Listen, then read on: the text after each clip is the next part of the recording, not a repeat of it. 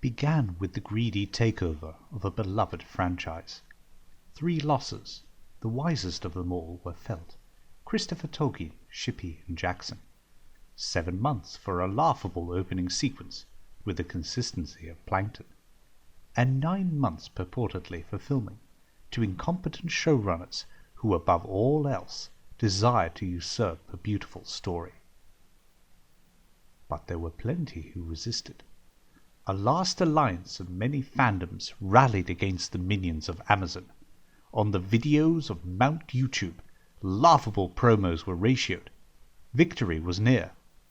But the damage caused by the Rings of Power could not be undone.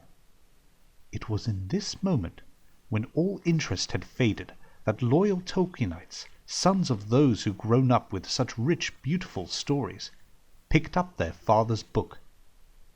Bezos, the enemy of the free fandom of Middle-earth, was defeated. The dust has settled, the wreckage still smoulders, and the publicity that ensues attempts to save face. And yet, the rictus reveals all. Rings of Power has been nothing short of a complete, monumental disaster. When we look back to long before Rings of Power was even announced, gaslighting and outright deception was at play. Back in 2017, when Amazon acquired the rights for Lord of the Rings, the air was mixed in terms of skepticism and expectation. On the one hand, Peter Jackson had already set the bar for visual representation of Tolkien's most well-known book series. Yet on the other, hope was placed that the seemingly endless resources of one of the largest corporations on the planet would be able to deliver something of high quality. As time progressed, that hope was further kindled by the public statements lending credence that a show on the horizon would be a faithful adaptation. Christopher himself was emphatic that conditions could not be overruled. Furthermore, the fan base was lulled yet further with deception on the grounds that Peter Jackson's experience and advice would be consulted.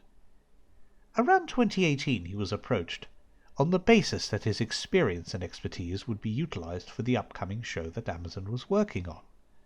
Jackson had emphasized that in order to do so, he would need to review the scripts for the show. He never received any. Fellow Tolkienites, given the utterly squalid drivel that was churned from the bowels of Amazon Studios, it is not difficult to see why that was the case.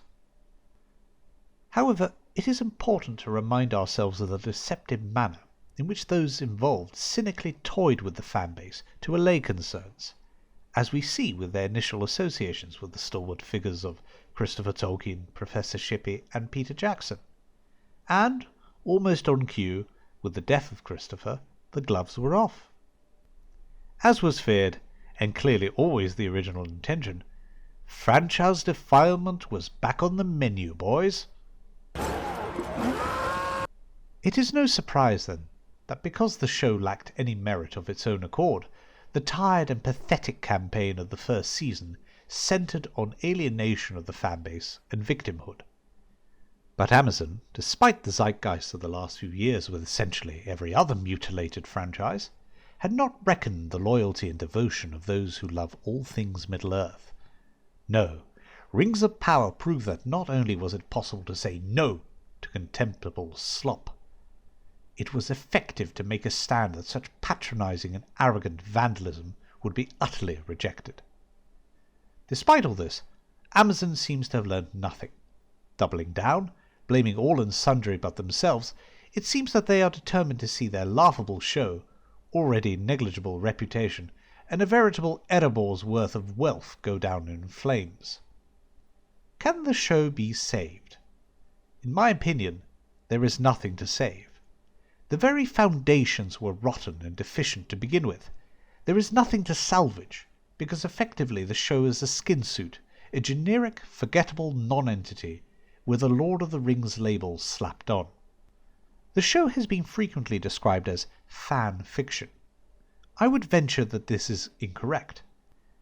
Fan fiction, as is implied by the first word, denotes some sort of love, appreciation, or at the very least a connection and interest of that particular franchise. Hence fan. Those involved with the Rings of Power are anything but. As Gandalf so eloquently said to Saruman in Orthanc, "He that breaks a thing to find out what it is, has left the path of wisdom."